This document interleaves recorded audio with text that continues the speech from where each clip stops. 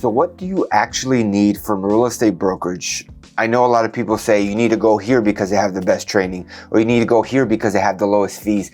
But what do you actually need? More often than not, as a new agent, you're gonna have zero clue what you actually need to be successful. So in today's video, we're gonna discuss what you should expect from a brokerage when you wanna join to grow your career, and things that you actually need, and not all the fluff that comes with the sales pitch of joining certain brokerages. So something that I always think about, every brokerage is so great, but why do 90% of agents fail? And that's really because most brokerages either overpromise and underdeliver, or they actually don't have enough, or people just look at fees and they go to the brokerage that has the lowest fees but no support. So let's go ahead and start discussing what you actually need from brokerage. Also stick around to the end of the video because I have questions that you should ask every single brokerage. When you're interviewing brokerages, it's not them interviewing you, but also you interviewing them. So you need to know what questions to ask them so that you know what you're getting yourself into. Or you can go ahead and click in the description of this video and just download the PDF yourself so you can have a little cheat sheet and take with you whenever you interview brokerages, which you should absolutely interview 3 to 5 brokerages, as many as you can, to see which one is the best fit for you. So the very first thing that I have a lot of conversations with people that are looking to get their license, or new agents looking for a brokerage, is they have all these different criteria of what they want. They want low fees, they want this, and they want that. But I tell everybody the same thing, which is the most important thing in my opinion,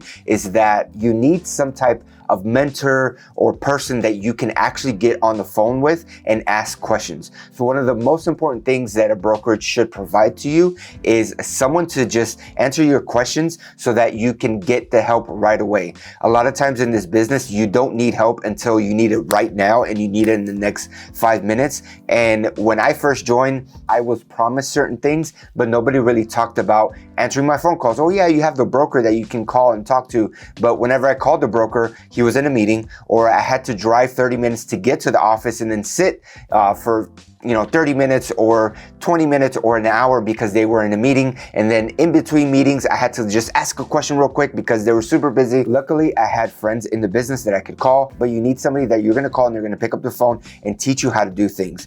The reality is that we do not learn how to be an agent in school. All we learn is the laws and regulations and how not to get sued, but the actual day-to-day job, we don't learn until we start becoming an agent. And training is great, and having all these classes are great, but that's all theoretical until you have to do it. But when you do it, all this training that you had doesn't really prepare you on how to write a contract.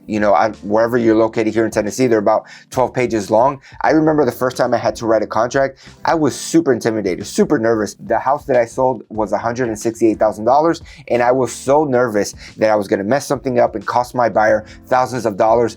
Luckily, I had a friend in the business that I was able to call and be like, dude, how do I write this contract? I have no idea what I'm doing here, but yet this person is trusting me with thousands of dollars of their money to buy this super expensive house at the time, I thought. But luckily, I had somebody I can call, and that is the most important thing for you as a new agent.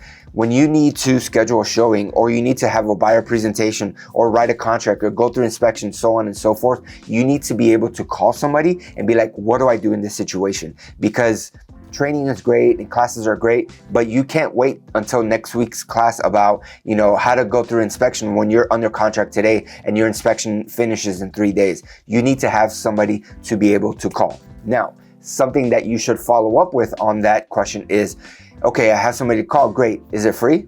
How much does it cost? Is it gonna come out of my commission, or is it gonna come out of cash that I have to pay up front? When you first join as a real estate agent, typically you're broke, at least I was. You pay thousands of dollars just to become an agent, and now all of a sudden I need to pay another 1,000 or 500 or wherever the case is just to get that mentorship and guidance. In my opinion, it's still worth it if you have the money, but ask if it's free. Ask if it comes with being part of the brokerage. Are you joining a mentorship program, or does your brokerage have an upline like many different brokerages have? Downlines that you can be a part of, that you have that mentorship built into.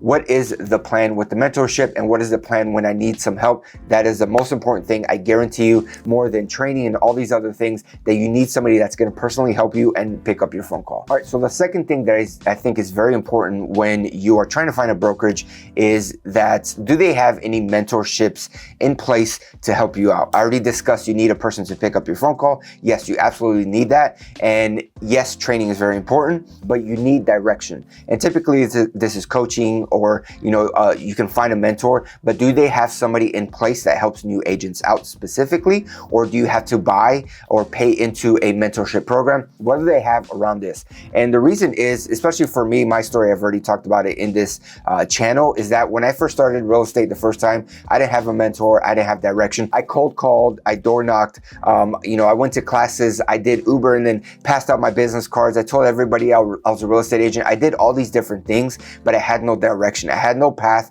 that somebody was like, hey, come over here. You want to do your business this way? Great. Here's what you have to follow to get there. Make it your own, but here's the direction that you need to go into. And that's really what a coach or a mentor will provide you. What I did the second time that I came into real estate, I found people that built their business in the way that I wanted to, which was YouTube and video and social media marketing. So I essentially took what they did. They gave me kind of the layout and they're like, hey, go on your way. This is the path you should follow. And that's all I needed. I didn't need a day-to-day, hey, what do I do today? I just needed a direction and I was able to follow it. And I think that's something that's missing in this industry, is that people join and they start doing everything, which I believe is important. You need to cold call, you need to door knock, open houses, social media, video. You need to do a couple different things to see what you enjoy and what you like. But then eventually you need to have a path and a direction to follow so that you can be consistent and start building your business that way. And that's why I think this is very important, is this, do they have coaching or do they have mentorship that can guide you in the path and direction that you want to go? Just a side note, make sure whoever is coaching you or whoever is mentoring you, they have done the thing that you wanted to do. For example, if they are a cold call guru, but you want to build your business on social media, don't listen to them, because they built their business on cold calling. Maybe they went to some conference and took a class, or somebody taught them on social media and they're trying to teach you. They have not done it. They don't know the ins and outs of building a business through social media. Don't listen to them, in my humble opinion. Only listen to people that have done the things that you want to do, because they can talk from experience. They know how it actually feels to build a business that way. That's just a side note. So whichever brokerage you're joining, more often than not, it's going to be some type of paid coaching. A lot of other brokerages like EXP, which I'm a part of, Rio, other online brokerages have downlines and mentorship that are in place to help guide you in the direction that you want to go. So make sure you have somebody that's going to guide you, mentor you, coach you, and give you direction in the business. The next thing I'm going to discuss is systems. Now, I'm not just discussing CRMs. Every brokerage, or most of the big brokerages, gives you a CRM whenever you join their brokerage, right? Whether, it's this one or that one, they all have pros and cons, and I'm sure they're all fine as long as you implement them. So I'm not specifically talking about a CRM. You're probably going to get there anywhere you go. What I'm talking about is more a systems that you can implement in your business. For example, I wanted to do YouTube, so I joined people that were doing YouTube, and essentially they had a system in place, and just by me joining them, they would give me the mentorship and kind of the coaching and guidance, plus all the systems that they went through. So I had a YouTube masterclass course that I went through that started from what is a video? How do you record a video? Here's how you build your channel. Here's how you edit, and all the basics of how to get started in YouTube. Plus, okay, now you have a client. Here's how you do a buyer presentation. Here's how you do a Zoom call. Here's, local guides. If you can't show them, you can give them local guides. They had a whole system that I could follow and implement into my business day one. And that's the type of things when I'm discussing systems. For example, our personal business, we have a system whenever we get a new listing. We go on a listing presentation, then we have an intake form from Google Docs that we intake all the information. Our VA admin takes that information and they start putting everything into the MLS. And then we have steps that we follow. So anybody that joins us here at EXP, we can get all our systems and give it to them for free. Or if they would like to do the YouTube, I can get the same exact system that I got from my mentors and give it to them for free. And there's coaching and there's mentorship. So all these systems will help propel your business forward, especially if you're brand new or you're a seasoned agent, right? Maybe you built your business on cold calling or, open houses and all these different things, and you want to go more digital or technology based, you want to do YouTube and you want to do videos, we can get all the systems that we've built and essentially just give it to you, and you can implement and make it your own. So make sure if you're joining a brokerage, it's not just about the classes, it's not just about the theoretical stuff that you can implement. Is there a specific system that they can give you? Is there a system for doing a buyer presentation, right? Do they teach you how to do a buyer presentation? Hey, for our buyer presentation, first we start with this, and then we move on to here, and you have a systematized process of doing things. And that's very important when you're brand new, that you learn how to systematize everything. Because when you're new, you have one client, you can dedicate all your focus into that one client.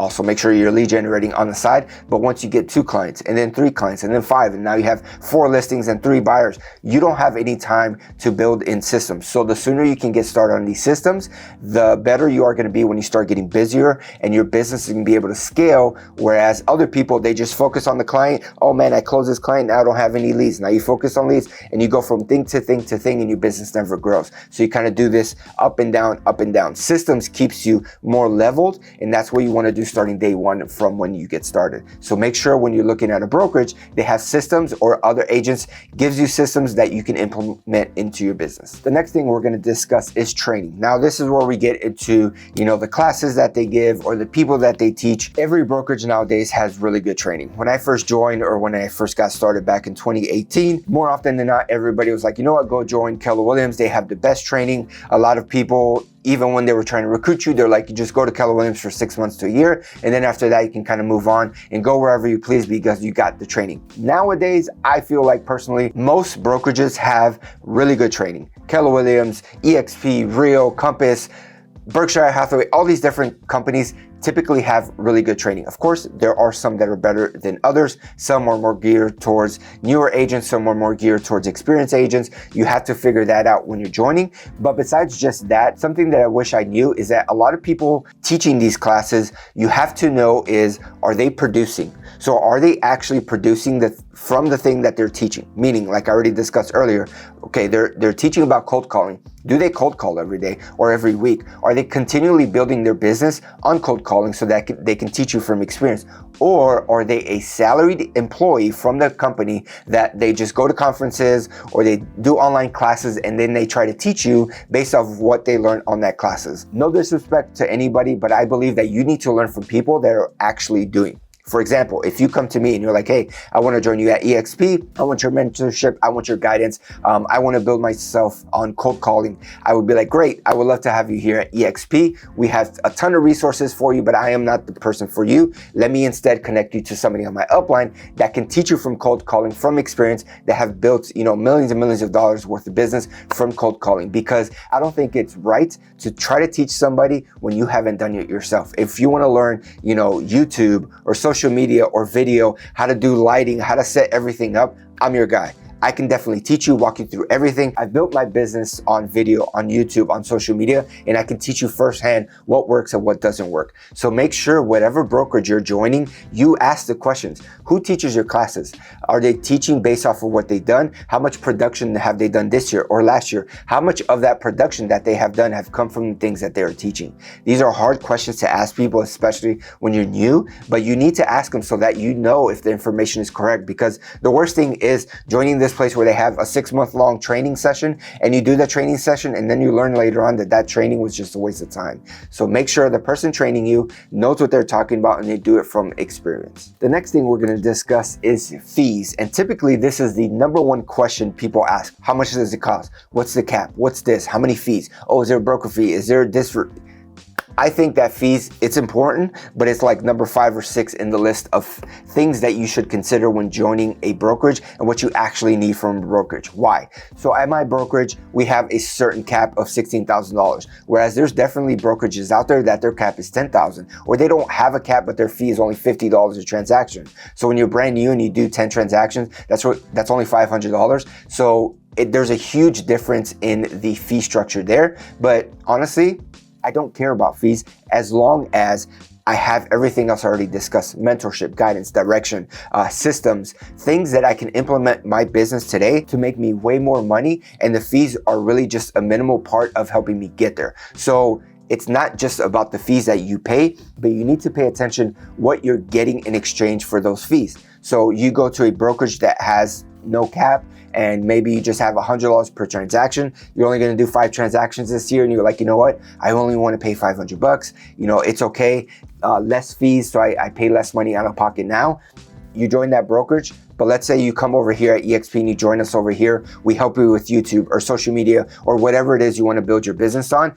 So instead of 5 transactions, you can do 10 or 15 or 20. So yes, you paid $2,000, $3,000, $4,000, $5,000 in your fees, but you also made an extra $50,000 on the back end. So don't just get blindsided. I know we spend $2,000 to $4,000 just becoming an agent. We're broke. We have no money. We probably used all our savings to get into real estate. I personally had to borrow money from my dad to start and get my license. So I understand. Worked other jobs. I did landscaping. I did Uber at night. I did a bunch of things so that I wouldn't rely on just, these smaller brokerages that provide no training, don't help you grow your business. Instead, I wanted to be somewhere where I can be inspired, where I can be pushed and given direction to be able to grow. So are fees important? Yes, they are at the end of the day. If you're doing 20 transactions a year and you have no cap, but maybe you're on a 90-10 split, you only give 10% to the brokerage. Oh, that's a great split, but you have no cap. You have to do the numbers eventually to see where you lie,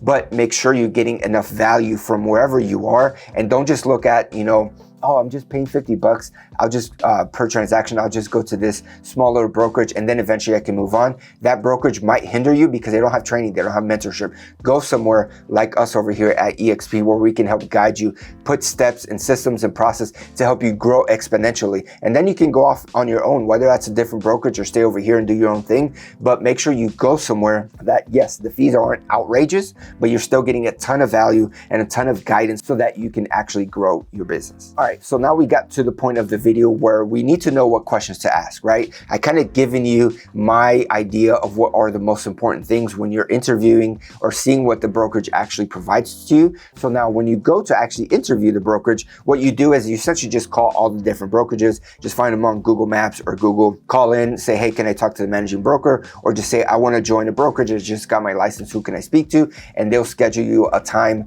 to meet with whichever broker is there or recruiter that's there. But you need to go prepared. First off, everything I've already discussed in today's video, be prepared with that information.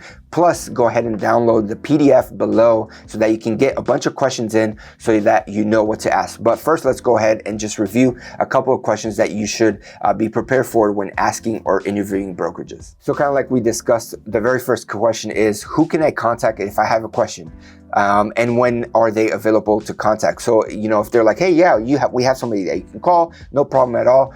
But more often than not, you're showing late in the evening or on the weekends. Do they pick up the phone at 8 p.m.? Do they pick up the phone on Sunday morning, right? It's not just having somebody, but it's having somebody when you actually need them to pick up the phone. Do you have a mentor or coach available? How much is it? Is it included in me joining? Remember, you have a bunch of fees to start a brokerages. Does the coaching or the mentorship have an extra added cost to it?